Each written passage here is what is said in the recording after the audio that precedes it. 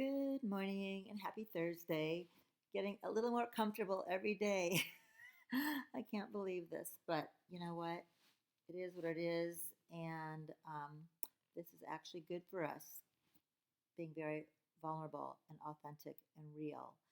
Um, Good stuff. Dee-Dee Devon here, again to share with you yet another coaching technique and how to access your personal power.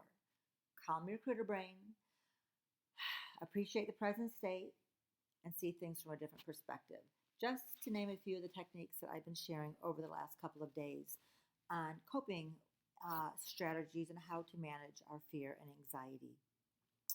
I'm super, super, super passionate in helping people stress less, such as no makeup, no bra. Feels really good, I'm just saying. Because stress is known as the silent killer, kind of a killjoy. And often we don't do anything about it until it's too late. So now is the perfect opportunity to put a few of these techniques into practice. And technique I want to share with you quickly today is called stepping back. And it's more crucial than ever because when you're reacting emotionally, it's incredibly difficult to see possibilities from a new perspective. And you can tell that if you put your finger on the end of your nose and you try to look down at it, you can't see it. Why? Because you're too close to it. And when we're too emotionally close to a situation, we can't see possibility. So we have to be able to step back from our emotions. And a lot of what we've been doing, all the techniques I've been sharing over the last few days, and you can access them by scrolling back into my feed here, is doing just that. Um, so for today, I'm going to share a couple ways, more ways to do that. And one way to step back is something called dissociation. And it's a little fancy word, but it's very easy. And you just basically want to step out of yourself for a second. And the way I like to do that is when I see a client or I get a client who is just undone, okay, I can see that their breathing is erratic. There's tons of high energy. It's a little manic and they're super upset. Is I go, okay, I'm noticing this is what's happening for you. And the client goes, yes, yes, hyperventilating. So great. So what we're going to do is leave all of that in the chair you're in. I'm going to ask you, sort of like a chameleon, to just shed your skin, to move to another chair somewhere else in the room, and then they get up and simply move to another chair. And then all of a sudden, I hear them go, I see their body relaxing. It sounds crazy, they're just moving to another chair. But the idea is you're leaving all of this insanity in this physical space and we're moving to another physical space where we have a new feeling in the body.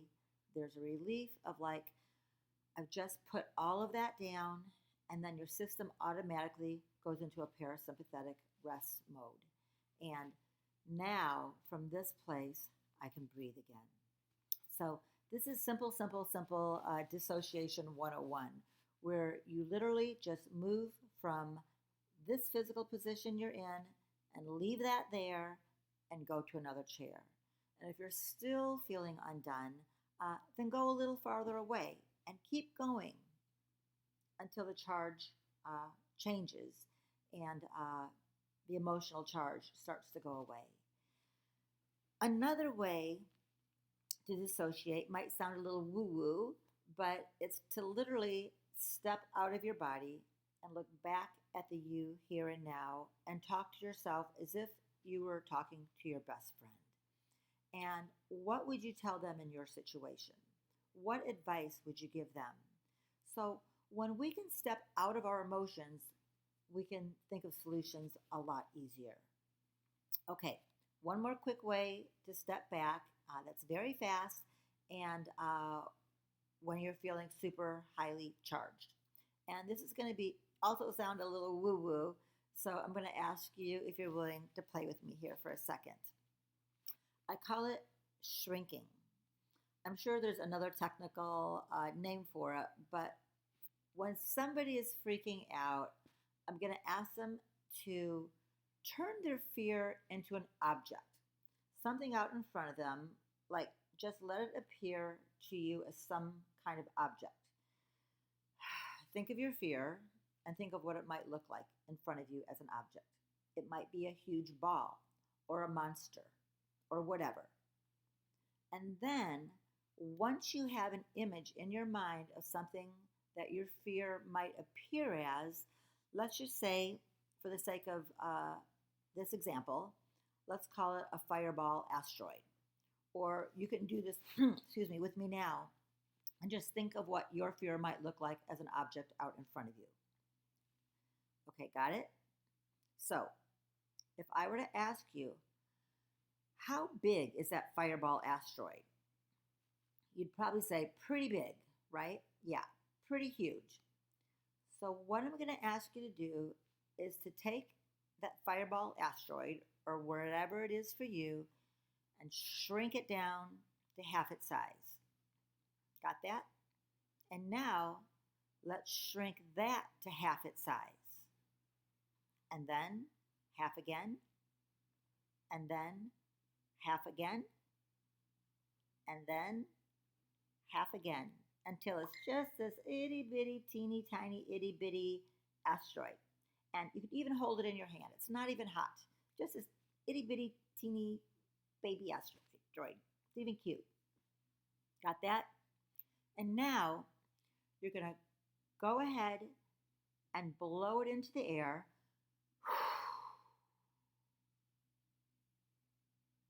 And see it traveling far, far, far, far, far, far, far away. And now, depending on whatever you call that which is greater, you might say angels, universe, God, take it away. And watch God take it away, or watch whatever you know that to be, that it is being handled. So, this is a way to basically turn your thoughts and feelings into a physical object, shrinking it down, and then blowing it away and letting the sky take it. And what you're going to notice, whether you're doing shrinking or you're doing dissociation, stepping out of your body, what you're going to notice is a physical change in your body. You're going to relax, quiet the voices in your head, your heart rate will slow down. And that's when you know, okay, now we're in parasympathetic. So the thing that I like about these techniques is that they're just really fast and really effective.